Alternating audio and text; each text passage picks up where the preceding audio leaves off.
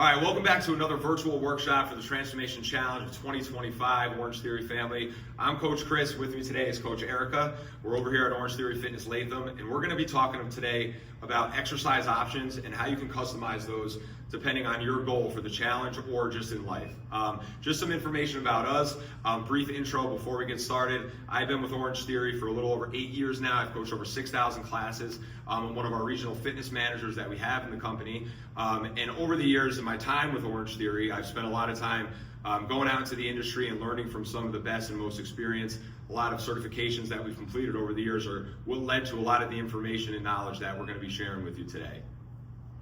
So I've been with Orange Theory for about 5 years, entering my third year coaching here, 1,000 classes in. And like Chris said, we're pursuing some certifications that really can help, we think, with your Transformation Challenge journey. So we're here today to share those with you. Absolutely. And prior to Coach Erika becoming a coach, she was actually one of our longest standing members, and she had taken probably over 1,000 classes before becoming a coach too. So someone who is certainly no stranger to what we do in here and how to train hard. So what we want to discuss today is exercise options and how not only can they be used as potential modifications or regressions if we're dealing with injuries or certain orthopedic limitations, but also how we can use them as progressions, in other words, challenges for your specific goal. A lot of times I think that when we hear exercise options, we think this is a lesser challenging option. However, we're going to show you ways today where if you have specific goals, mostly related to building strength and muscle, how we can use some of those options as a progression tool as well. What we're going to talk about initially here are our foundational movement patterns, because when we go into the exercise options and how we're going to talk about progressions, regressions for whatever it may be, we think it's important to define our movement patterns and understand exactly a little bit more about what we are training them for and how they pertain to everyday life. Sure. So with our patterns, we typically think of 6 to 7 foundational movement patterns, and generally across the industry, these are agreed upon. There may be a couple variables depending on who you talk to. How we define them at Orange Theory: upper body, push and pull; lower body, hinge, squat, lunge; and then other, we have planking and carry. So when you hear all of these movement patterns, there's exercises that are all tied to them, and you may be able to start connecting the dots on what it is. For example, an upper body push could be Something we do in daily life. well, an exercise. An exercise. So we can do the overhead press. Is something Overhead we press. see as a push and a pull. Low row is something we see as a pull. Yep. Those apply to daily life too. Absolutely. Lower body squats, a squat. Hinge may be something like a good morning, a deadlift, a swing, and then lunge, of course, any lunge variation, whether that's reverse, forward, lateral, cross body, whatever the case may be. As far as planking goes, we have a lot of different planking variations that we do here in the studio as one of our patterns. And then, of course, the last one, the last two, rotation. Rotations, when we think rotation, think like squat to overhead press with a rotation, or a wood chopper, or a lunge with a rotation, seated torso rotations, a lot of different ones that we may train in here. But the rotational aspect, or the rotational movement pattern, also a really important one, is one of our foundations. And then carry. While we don't do any direct carrying with weights here at Orange Theory, with the way our program works, we actually carry every day in class because we use the treadmills, and whether you're walking, whether you're jogging, whether you're running, carrying your body through space, even though there's not load added, is still training that pattern for a number of different reasons. What we're going to get into today is kind of go through each of those patterns point by point and discuss how we can talk about progressing as or options as progressions, and we're going to give at least one example of each. So we'll get right into it. Let's get into it. All right, guys, so the first movement pattern that we're going to talk about is the upper body push. So when we think upper body push, there can be horizontal versus vertical pushing. So we're going to, for our example today, we're going to start with vertical pushing or vertical pressing. And the one that you're probably thinking of right away is an overhead shoulder press. So just to give you an idea of what the exercises we're talking about, Erika's going to do a couple reps of an overhead press. And we can do this from standing position, from a seated position in class. I'm sure you've seen a lot of different variations. What we often see as some limiting factors when it comes to an overhead press are maybe things like range of motion, stability in the muscle groups that require us to get safely into that position with an appropriate load. and a number of other factors. Maybe there's some injuries involved in the shoulders that prevent us from going overhead, or if we can go overhead, we can't load it properly because of whatever these things may be. So when we're talking about options, you can set those down for a second, Erika. When we're talking about exercise options, any one of those limiting factors may provide, or may be a reason to take an exercise option instead of going to an overhead press and aiming to train the muscle group in a safer way. So a pattern that or an exercise that we often talk about as an option in class may be something like a front raise or a lateral raise where you're still hitting the shoulders directly. But with those exercises, while they're going to keep your shoulders in a safer position, depending on what the limiting factor may be, it's going to be hard to overload if that's what the goal is. So when we talk about overload, adding weights or lifting heavy to the point of fatigue to get the stress that our body needs to make the adaptations and changes in terms of building muscle and building strength.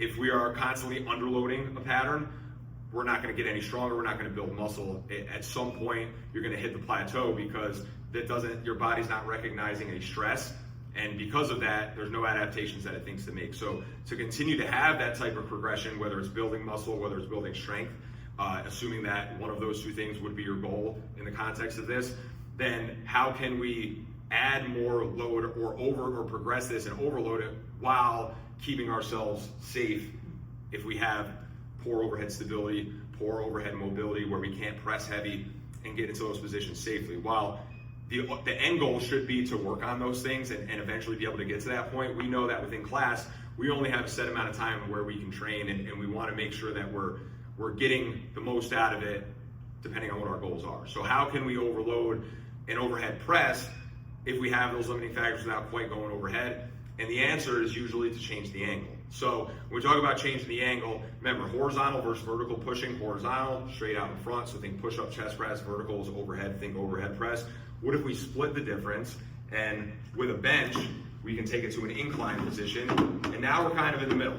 So now, when Erika gets down there, not only is she, assuming if she was someone who had some of those things that we were talking about, not only is she safer, but now she can overload because she's able to lift the same weights and probably even heavier than she would on an overhead press, even if she had none of those limiting factors. So she's not quite hitting that exact angle. However, she's hitting some of it and she's able to overload. So from a muscle building or a strength building perspective, this would be a really good option to choose if going overhead isn't for you. And maybe it's just that particular day, you're not just able to get there, it doesn't feel good, whatever the case may be. And this is a way to make sure you're still getting a lot out of your workout to train towards that goal without injuring yourself or any other thing. Now with that, not always do we have the benches out in class, right? Like sometimes it's a standing overhead press. So this would be something where you need to communicate with your coach, and if space permits within the workout, he or she can certainly get a bench down for you and set it up so that way there you can get into your option safely and effectively. Do you want to add anything to that? No, let's talk about the pull. All right, cool. So next one we're going to get right into is the pull. So this is our second upper body movement pattern. Now when we think pull, we're thinking all types of row variations, whether it's high, whether it's low, whether it's different modalities like strap, dumbbells, whatever we may be doing. For our example today, we're going to talk about a hip hinge low row. Because loading with dumbbells, again, from a overload standpoint, is going to get us going to take us from point A to point B the most effectively. While we can certainly progress and overload things like TRX rows and stuff, sometimes you can only get to a certain point with those if that's the goal. So let's talk dumbbells with a hip hinge low row, because the nature of this exercise being that it requires two weights can allow us to load it with the heaviest possible load, being that we're going to be able to use two dumbbells with it. However, there's some limiting factors at play here. So let's say for the sake of our example, Erika's goal is to build strength, build muscle, and we have hip hinge low rows programmed into the template today. Now, there's a couple of reasons why a hip hinge low row may prevent someone from really overloading and training that the way that they may want to. What we commonly see is one of two things: limited hip mobility or a limited hamstring flexibility. So if either of those two things are going on, it's going to be very hard for Erika to safely hold a position and go heavy enough to get the stress and the stimulus that we're looking for to build the muscle and build the strength. So how can we work around that? So just to show you an example of what it may look like if Erika did have like rather limited hip mobility and hamstring flexibility. When she gets into her hinge, she's only going to be able to hinge to a certain point. Maybe if you want to just face the board, Erika, so you can sit side. She's only going to be able to hinge to a certain point. If she tries to now, assuming her hips or her hamstrings are tight, she tries to get a little bit deeper into her hinge to hit the angle properly, she would see like maybe like a rounded back or something round in your shoulders, or low back's feeling a little bit more pressure because she's not able to really sit into her hinge. Now when we try to lift heavy, because that's the goal, that's what we're thinking, like I want to make sure I'm lifting heavy because Coach Erika said progressive overload, all of these things. But now we're adding a far greater risk because she's got really heavy dumbbells in her hands and she's not in a safe position, whether her spine is moving or something like that. And as we know, your spine's moving under load and we're not safely braced or holding a position. That's where like we can see some serious injuries in the low back or wherever the case may be. So how can we work around that? Erika wants to train heavy. She can't quite get to her hinge. And maybe it's not even an issue of hip mobility and hamstring flexibility. Maybe Erika started on the treadmills today and we just ran a whole bunch of inclines for 3 straight blocks and her hamstrings are just fatigued. They don't have the endurance left to safely hold that position, or maybe her core doesn't have the endurance left to hold that position. So how can we work around that? A couple different ways. We talk angles and we can also talk changing our stance. So instead of the traditional hip hinge where she's in a bilateral stance, meaning 2 feet are about hip width apart and in line with each other. Now, if we stagger and go to a split stance, she's gonna add a little bit of a kickstand and then get into her hinge. And what that's gonna allow her to do is get there a little bit deeper, because now there's less of a requirement for her hips and her hamstrings to have the mobility or the flexibility or even the endurance to hold that position. Because with the kickstand, she's able to move the hips a little bit more freely and just comfortably get into that position. And now with her heavier dumbbells, she can go ahead and row away. The other one would be taking the elongated split stance too, if that one doesn't work for you, where she takes a far reach back, so an even greater kickstand. And what that's doing is giving her a wider base of contact with the floor. So now even less is required out of her hips and hamstrings, and she can work that hinge forward. So she's hitting the angle that we're looking for, and she's able to go heavier. The last one would be if there's benches out again, we can always go to one hand, one knee on the bench, and that's going to add a little bit more stability to what she's doing and really take a lot of the lower body requirements out so she can really focus on loading the row. Now, the nature of this, she's only able to use one at a time, which is fine. But what is also happening here too is notice how Erika's back is nice and flat and everything is straight. Sometimes when it comes to getting into a hinge position or even some of those split stances, without any direct feedback, it can be hard for us to know where our body is in space, meaning like we know how to move, but because we don't have anything to go off of, it's like mentally we can't quite get there because we're not seeing it. So now with her hand and knee on the bench, she has something to kind of feel, and now it's allowing her to feel her body in space a little bit more. She can make sure her pelvis is tucked in a safe position, her shoulders are back, and now really what we're hitting is directly like all the muscle groups that we want to work on the row exercise. So again, when we talk about from an overload standpoint to be able to go heaviest, these are 3 different things that we often look at to try to work around. So you may hear as an option in class from the hip hinge low row, take a split stance, take it to the bench. It doesn't always necessarily mean that it's a regression. We can use this to progress from an overload standpoint too. All right, so next upper body movement pattern that we're going to discuss here is the horizontal push. So we've gone over overhead, which is vertical, now horizontal. And the most common one is probably the push-up, right? So this one is pretty standard across exercise. It's been around for a very long time. However, push-ups are a challenging exercise. There's a lot of different requirements to really be able to successfully achieve, whether it's 5 push-ups, whether it's 10 push-ups, or anything. So a couple things that come to mind, of course, are upper body strength. That's a movement pattern that requires a lot of it relative to your body weight, and it takes some time to get there. So depending on where we're at in our exercise journey, we may not be able to achieve a full push-up just yet, simply because we haven't built the strength to get there, and that's why we train.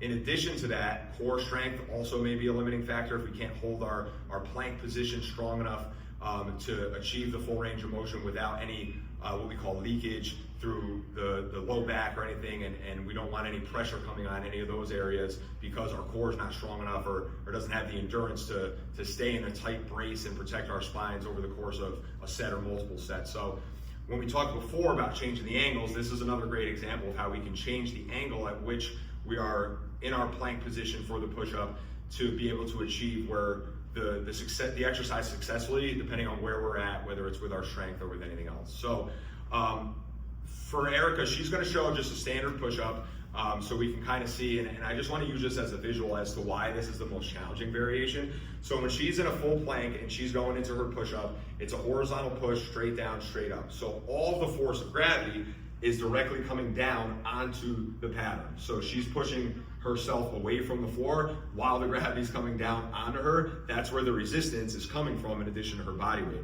That's why this variation is the most challenging, because you have the most direct gravity coming straight down into the angle that she's pushing. All right, Eric, take a break. So a couple things that we can do to adjust this, right? One common one that we often see is a kneeling push-up, which we'll get into in a second. But what we really like for push-up regressions is going to be adjusting the body angle, and that comes with the height of your hands. So we can't adjust the floor, but we can bring things onto the floor to make that position come up. So if we bring in, starting at the lowest possible one that we can, say our bench on a low position. So now when Erika goes back into her plank position, slightly less gravity is coming straight down because of the angle of her body. So this is going to take some resistance off. So if you're someone who's very close to being able to achieve a full range of motion push-up, but can't quite get there, or can do maybe like 1 or 2, and the set calls for 8, this would be a great option to start bringing your hands up, because it's not too high where you're not getting the challenge that your body needs to provide or to achieve the strength gains, the muscle gains, but it's going to be able to now get you into that position and be able to get there with all your reps and safely. Her core is going to be able to stay braced a little more because, again, not enough or not as much direct gravity is coming down. Now, if that one is too challenging, because again, that's not super high off the floor, maybe it's the full bench position that we see here. So all this is doing is the same thing. It's bringing the floor up to us a little bit, and now it's reducing her body angle, taking some resistance away from it. Now, if both of those things still aren't working for you, how can we get there further? We talk about the TRX. The TRX is a really, really great tool that we have in class.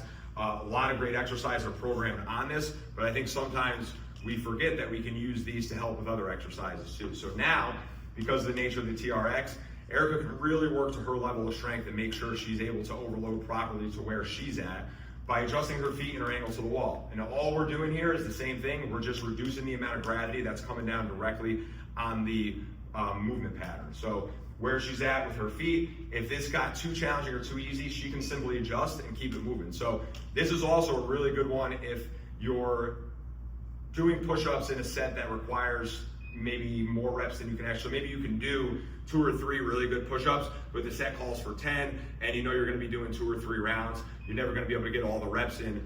And from an overload standpoint or a muscle building standpoint, we want to be able to make sure we're getting that, because that's what's providing the stress that we need. So maybe it's starting on the TRX with a really aggressive foot angle like Erika just had. Okay, I've done 2 or 3, I'm getting fatigued, I still want to be able to hit 10, and she can slowly walk her feet out, adjust her body angle to achieve all the reps with the highest level of like stress, I guess, for lack of a better word. I keep saying that, but that's really what it calls for, to make sure that she's achieving those stimulatory reps that we get at the end of our set. And that's really what elicits the change from the response from your body to make the change that we're looking for in muscle and strength. So consider that with a push-up. Also a great option too, if you have someone that's limited with your wrist mobility, that might be a little less aggressive. Absolutely. If you're able to take that aggressive angle, but keep your wrist neutral. So 100%. If you experience that kind of pain, that's a great option for you. Yeah, that's a really great option. I love that. And that will allow us to continue to train that pattern despite something like that. So again, when we think,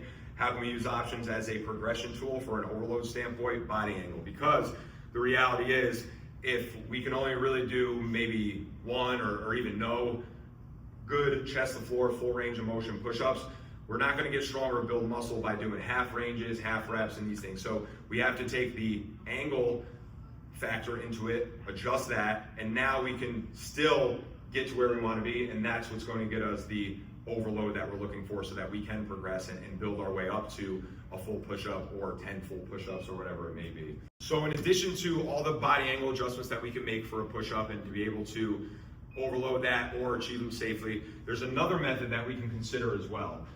This one is what we call a 2-to-1 eccentric or lever type of change. So what this is going to look like is Erika's going to get in her full plank, and she's going to be on her toes for the starting position of her push-up like she would if she was just going through and achieving normal push-ups that might be required on the floor block. The difference here is we're going to take the eccentric and try to really overload that, which means the lowering. So she's going to go super slow on the way down, and now when she comes up, we're going to shorten the lever. She's going to go to her knees and now push up. So if building the strength here is the goal again, or building the muscle here is the goal again, two things are happening by making these adjustments. The slow eccentric is requiring Erika to apply more force into the ground to slow down the speed at which her body is coming down to the floor, meaning she's using more muscles to control all that weight coming down with all the gravity coming down on her, because to achieve it at a slow rate, more muscle groups need to be activated to slow things down. It's just more force. Now when she goes to the floor, if she's not quite at the strength level yet to achieve the push phase or the concentric phase of that exercise in the full plank, we shorten the lever. That's what she's doing by going to her knees. So it's just taking some of her body weight out of it and allowing her to achieve the push in a full range of motion. Again, this is similar to adjusting the body angle in ways that we're just kind of manipulating the not only position but tempo and lever length to get to where we want to be, which is, again, to get stronger and build muscle. So when it comes to push-ups, consider all of these things. Communicate with your coach about what's going to be best for you that day, depending on your goal. So next, we're going to start getting into our lower body movement patterns, and we're going to start with our hinge. So a lot of different hinge variations that we do in class. The example we're going to use today is a single leg deadlift. Now, when we talk about a single leg deadlift, this exercise is a staple in the industry for a reason. So many good benefits that come from it, but it also requires a lot from us to be able to achieve properly and to do it successfully if we're looking to build strength and muscle, one of which is balance, right? So standing on one foot, Erika's going to show a couple reps just so you have an idea of what this exercise looks like in case the name's not ringing a bell. But basically, we're on a hinge on one leg. So from a strength perspective, we know what this requires from a strength perspective to be able to stabilize on one leg and work through the pattern on one leg. But being that we're on one leg, balance also comes into play here. And because of that, we may not be able to load our one leg that we're trying to train in the exercise as heavy as we may be able to. And that's fine. Not every exercise is geared towards that. However, if your specific goal is to build strength and muscle, especially over this challenge, how can we achieve that if balance is an issue for us, knowing I can't load this as heavy as possible because I have some balance issues or it's just not quite there yet. So instead of standing primarily on one leg with the opposite leg off the ground, option we typically give in class for this is the kickstand or the split stance setup. So Erika's going to get back into her split stance. And now what's happening is she's still working primarily on one leg because the front leg is doing the work. That's where she's focusing on driving all of her force through. And that back leg is just keeping a light kickstand to help with that balance issue. So now we've taken the balance component out of it because of the kickstand. She has another point of contact to the floor that she's just staying nice and light on, still getting mostly unilateral or single leg work out of this. But notice that she grabbed the dumbbell that was 20 pounds heavier. This is allowing her to load this a lot more. So from a strength and muscle building perspective, this is a great option and really look no further. When we talk about a bilateral hinge, meaning 2 feet on the floor, a typical deadlift would have her feet not staggered, so in line, about hip width apart, and moving through her, yeah, she's gonna grab another dumbbell, but we'll talk about it as she does. Moving through her hinge in the same way. Limiting factor with this is kind of what we talked about before when it came to the low row. If you're somebody who has relatively poor hip mobility or hamstring flexibility, the bilateral deadlift can cause some issues for you, especially from an overload standpoint. So we know if both of those things are limiting factors, our range of motion that we can safely get to is only going to be able to go so far. Because if she's got poor hip mobility, poor hamstring mobility, when Erika goes to go into her hinge, at some point, she's either going to have to stop short of a full range of motion, which could limit the amount of strength or muscle gains, or she's going to have a breakdown in her form where she's going to see that low back rounding or some other things that might go on, and that's where you see a serious risk for injury. So in order to avoid both of those things going on, this can be an overload progression going right to the same kickstand deadlift. So she goes back to her split stance.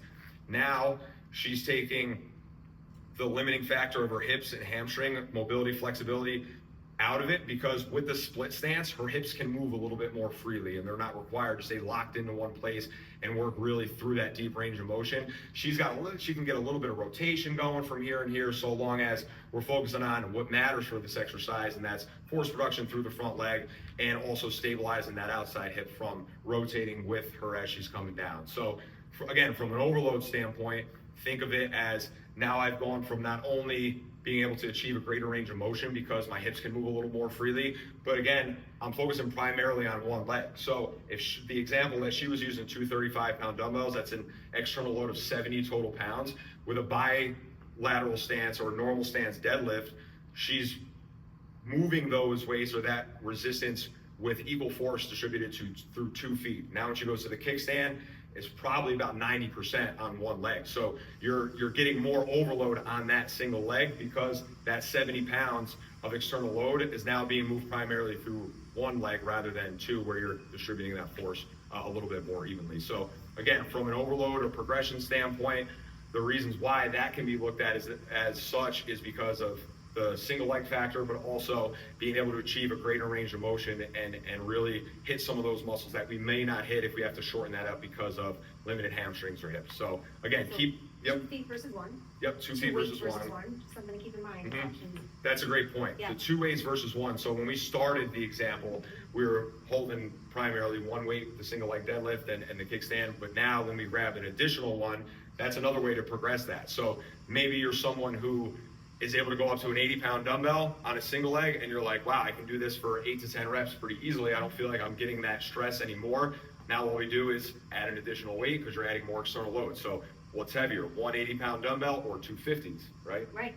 250s equal 100 pounds. So more external load there, and that holding a dumbbell in each hand gives us the ability to do that. So Right. a lot of ways that you can adjust that. 280 pounds to 2 feet is different from 280 pounds with the split stance too. So another way to Exactly. progress that. 100%, yeah. That's another great example, like the double 80-pound regular deadlift.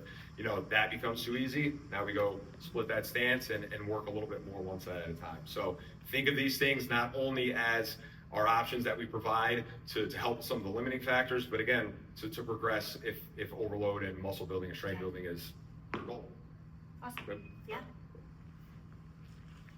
And then did we want to talk swings versus sumo? All right, so the last hinge pattern that we're going to talk about here, or examples that we're going to use for the hinge pattern, are going to be talking about a hip hinge swing versus a sumo or traditional deadlift pattern. So when we talk hip hinge swing, we know that's more of a dynamic exercise, more of an explosive power-based exercise that can still build strength and build muscle. But again, depending on where you're at in the challenge, where you're at in the week, your week of training, what you've done up to this point, sometimes we're at a place where we can't overload the swing the way that we want to, geared towards those goals, for a number of different factors. It could be fatigue from the rest of the workout that you may be doing. It could be just because the way that your training is structured that week, you trained more explosively the day prior, you don't want to do it back to back, and you know you're not going to be able to go as heavy because you just trained that type of exercising 24 hours prior or whatever it may be, but you still want to be able to overload and train heavy. So we can adjust our tempo and what we're doing. But let's show the swing. Erika's going to go and do a couple reps of the hip hinge swing just so everyone knows what we're talking about. But again, working through a hinge is just a more dynamic, explosive variation of the hinge pattern because she's moving the weight with speed, she's moving with max force production from her lower body into the floor and moving the dumbbell. So with that being said, since the nature of the exercise calls for that type of effort or input, we may not be able to train that pattern as heavy as we'd like to that day for all the factors that we just talked about. So how can we adjust that? We're going to slow things down in the tempo, go heavier with the sumo deadlift. So sumo deadlift, you're going to see as she picks it up and moves, is the exact same pattern, except there's no requirement for her to be super dynamic and to move that weight with speed. Instead, she's able to slow her tempo down. So now we're thinking back to what we talked about on the push-up example, where that lowering or eccentric is requiring more muscle activation, more muscle groups to fire, because we're really trying to control the speed at which we're going down. Still able to generate a lot of force coming up, but from a strength building, muscle building perspective, again, not to say that a swing can't do either of those things, because they certainly can, depending on where you're at in your training or your week of training. This could be a more beneficial option for you, depending on how you feel that day, to get an overload standpoint.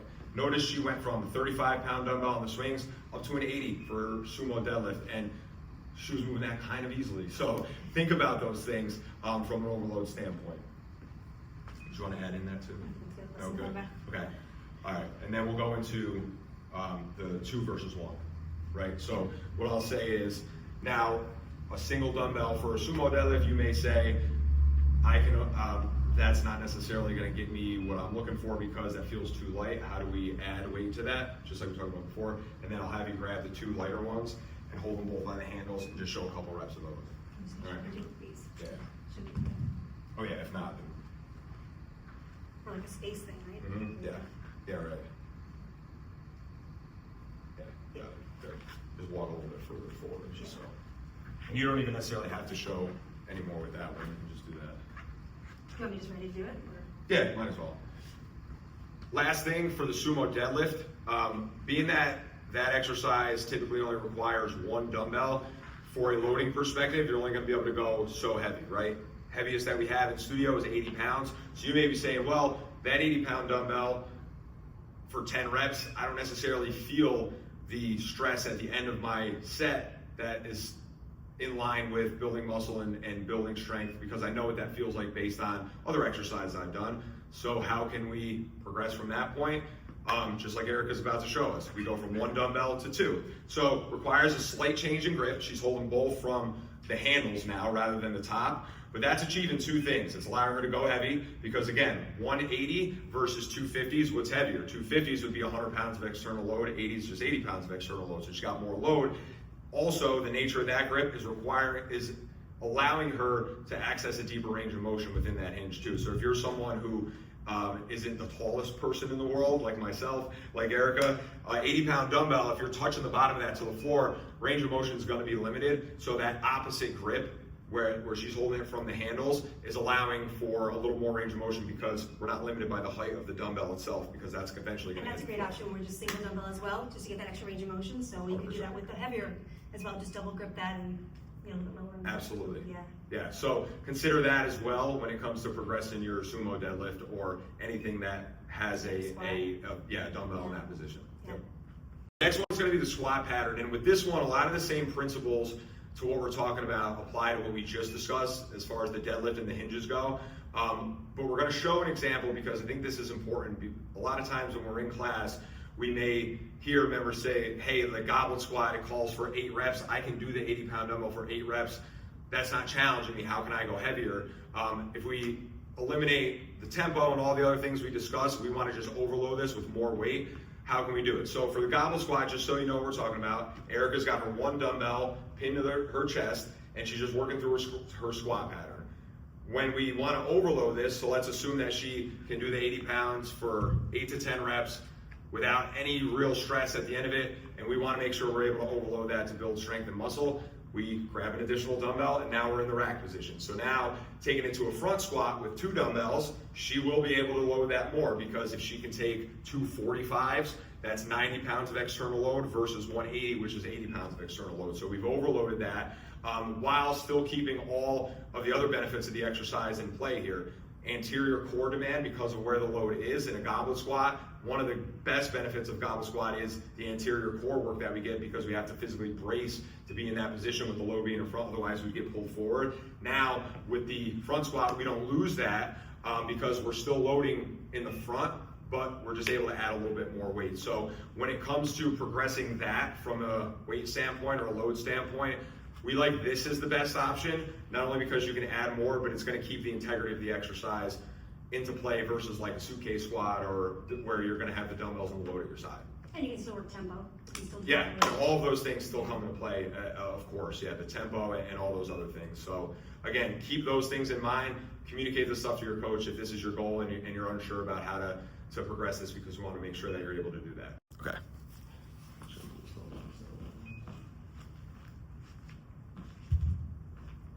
Ready? All right, last lower body movement pattern we're going to discuss is the lunge. So when it comes to the lunge, we know that we can work that in a number of different directions and multiple planes of motion. Forward lunge, reverse lunge, lateral lunge, cross back lunge. A lot of different angles can come into play when it comes to lunging.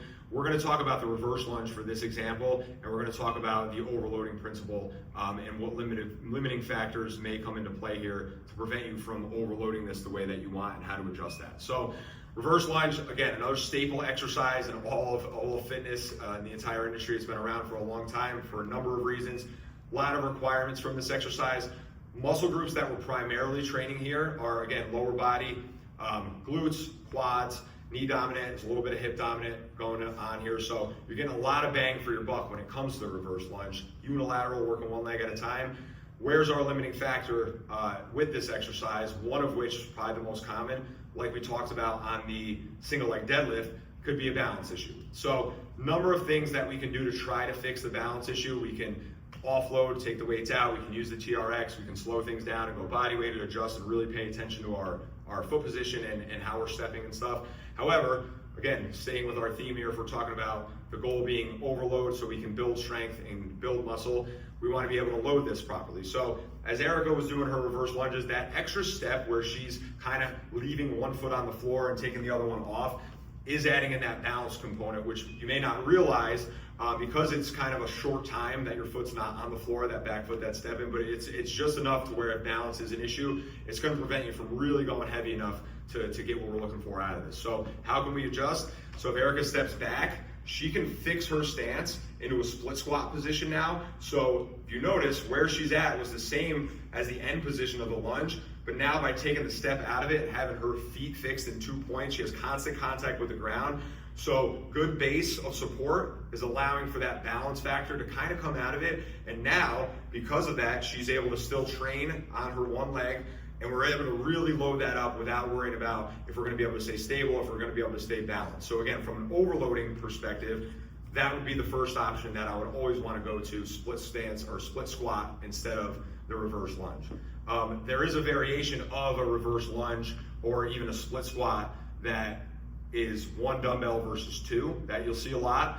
And when we talk about progressing, like we've been talking a lot about adding a dumbbell for progressing, we can also talk about progressing from 2 dumbbells to 1 from a core strengthening standpoint. So if we take 1 dumbbell out, and Erika's just going to go through and show an example of a reverse lunge with a dumbbell on one side, or a split squat with a dumbbell on one side rather. So go ahead and step back with your right leg, Erika, and just get into your stance. Good. So now when she works into her split squat, although she's only using 1 dumbbell, so the external load here from the 2 that she just had may be a little bit lighter, this is requiring a little bit more core demand from her, because if she's not keeping her core braced and making sure that her pelvis and trunk are staying square to the wall, because the weight's on one side, watch what'll want to happen. So lose your brace, Erika, and she starts going down. Now she's kind of drifting out to the side, so she's not staying centered with what she is, the way she is moving, and that's doing 2 things. One, it's kind of offloading the front leg, because the way that she's turning, it's kind of forcing the back leg to do a little bit more work than it should in this exercise. And also, without that brace, she is now losing all that like core activation that she's got. So reason we're going over this for an overloading perspective, because if your goal is to build strength and increase core strength, increase muscle in your core, which we hear a lot of coming through the doors, especially at a time like this during the challenge, we often think sit-ups, crunches, and all these things, which all have their place, but we are indirectly training a lot of core in here without actually having to do that stuff. And one of the examples is this exact exercise, or really anything that's loading on one side of the body versus 2. Because of that, she can load still really heavy. Like if she was using 220s, she can use 140 so that the muscles that she's working in her lower body are still getting the load. But now that added core demand, we're making sure we're still building strength and muscle in our core. So again, talk to your coach on this stuff, but this is a really good example to show how we can go from 2 dumbbells to 1 and still treat it as a progression standpoint. All right, I think that was good. All right, so the last one we're going to talk about is actually on the treadmill. So we talked a little bit at the start about how the carry pattern being a foundational movement pattern, while we don't always directly train or rarely train that carry pattern with weights at Orange Theory, when we work the treadmills, we are always training the carry pattern, because we're literally carrying our bodies through space, and that's in everyday life. If you're walking down the street, you're carrying your body through space, you're performing the carry pattern. So we wanted to touch on this because it's important to highlight that, but also how we can take power walking as a progression from running or jogging. So a lot of times when we hear power walking, we may think like, oh, it's a regression because it's less intensity, so I'm going to do that on a green day, or I'm going to do that if I'm just not feeling up to it. And then a lot of times we just may have some orthopedic limitations in our knees and stuff where that impact is going to prevent us from running without pain or without re-aggravating the injury. So again, how can we use power walking as a progression tool for either of those scenarios? Really simple trick here. So when we talk about power walking, typically when we're in class, we generally give a recommendation of our speeds to be somewhere between 3.5 to 4.5 miles per hour, and the incline is going to vary based on the length of the effort, whether it's a push, whether it's an all-out. So we know all those things. So when we're into these things, if your goal is to eventually graduate to become a jogger or runner, then keep going with that stuff, because that's what's going to eventually get us there. Power walking at the prescribed inclines that we're giving with those speed ranges being 3.5 to 4.5 miles per hour. However, if that's not your goal, maybe you already are a runner and you want to improve your ability to run, or maybe you're somebody who wants to build more muscle using the treadmill as a tool, because we know it's very low impact with our flex decks and all that. We can do both of those things by making a slight adjustment on our power walking. So instead of right now Erika being at 3.5 on her speed and 6 on the incline, I'm going to have her drop her speed to about 2 to 2.3 miles per hour. Sounds very slow, but stay with me. And now she's going to take her incline to 12%. So this is significantly higher on the incline, and as she's walking, her speed is slowing down significantly. However, once she reaches the top incline, I can bet you that she's going to tell us this feels a little bit more challenging. Already my stride is longer. Yep. So already she's feeling like she's working harder at this point than she just was at 6% at 3.5 miles per hour. She's at 2.3 at 12 miles per hour. And here's why. The obvious factor here is the incline being at play. It's much higher than 6%. So going back to what we talked about, gravity, there's more coming down because her angle now is tilted more upright. However, the slower speed at 2.3 miles per hour, while that may seem like that's making it easier, if she were to power walk faster at this incline or even run at this incline, it might actually be easier for her because of a couple different things.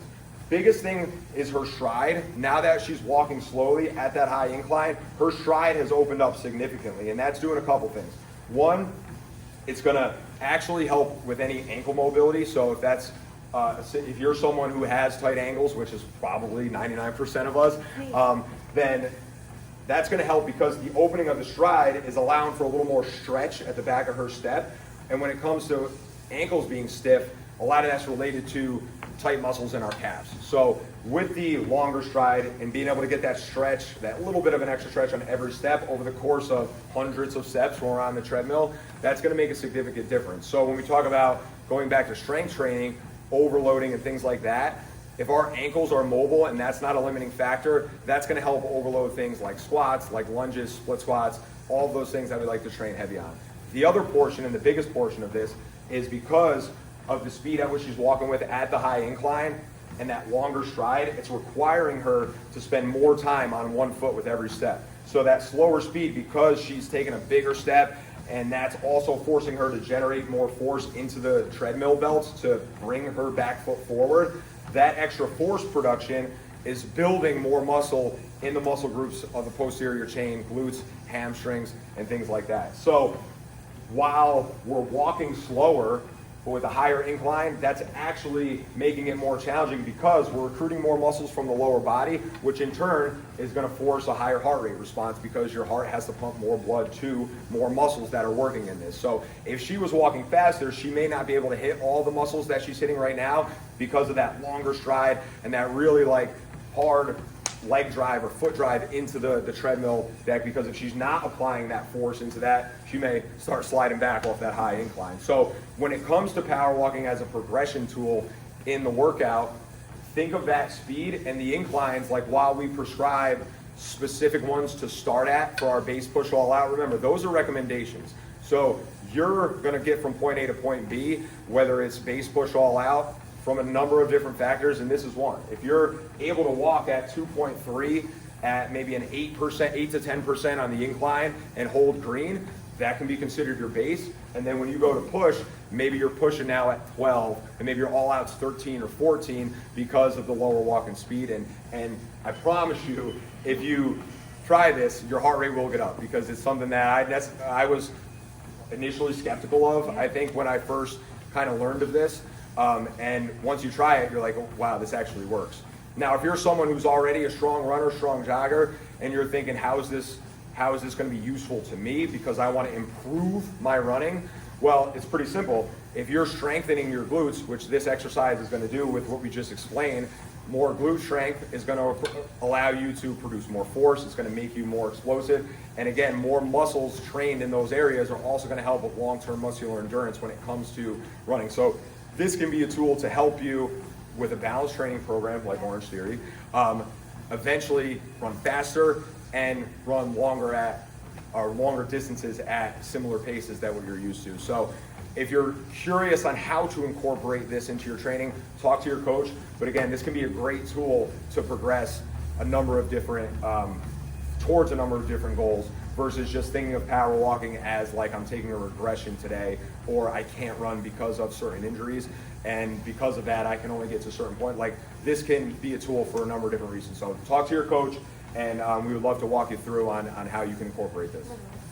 Yeah, quite literally. All right, so how do we put this all together? So when you come into the strength floor and you look at the BVA and you watch the demo, there's some questions you can ask yourself to determine how you could scale it back or how you can progress it, right? So just kind of run through these and then talk to a coach. But we're thinking, first of all, how many feet do I have on the ground in this move?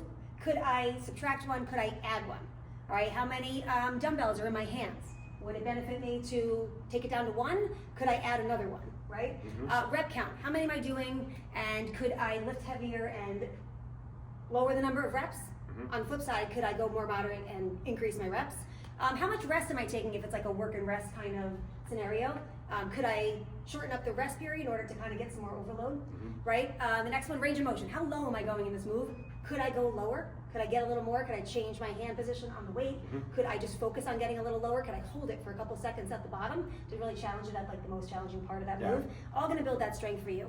And last one is that angle. Can we change up that angle? Can I get closer to the wall? Can I use an incline bench? So all those questions you're asking yourself as you're looking and kind of contemplating your goals. And of course, you're always gonna check with your coach because you wanna make sure, above all, you're safe in those moves and they do make sense within the context of the template and those foundational movement patterns, I think. Right? Absolutely, yeah. And you know, what we went over today, guys, was very specific, like one quick example from each pattern. This can be tied to so many different exercises, but think of the principles Erika just went over. All those things that she just talked about, think about those anytime you're seeing an exercise and run through those things. And if your goal is to get stronger and build muscle, which is for a lot of us in this challenge especially, then these things we want to always make sure we're considering because we can really get creative with how we're training towards that right within the templates that we're seeing day in and day out and the exercises that are prescribed for the workout. So biggest thing is to consider all this stuff, but communicate with your coaches. Absolutely. They will be more than happy to go over this stuff with you prior to, during class, whatever time allows. But make sure you're communicating with them. And if any questions or anything come up about all the stuff that we just went over, we're not hard to find. So, you know, seek us out and we'd be happy to continue this discussion with all of you. But Good luck in the challenge. That's what I was gonna say. After. Good luck in your challenge. Keep things going. You got a lot of good momentum now, and use this as another tool that hopefully will help you progress toward your goal. All right.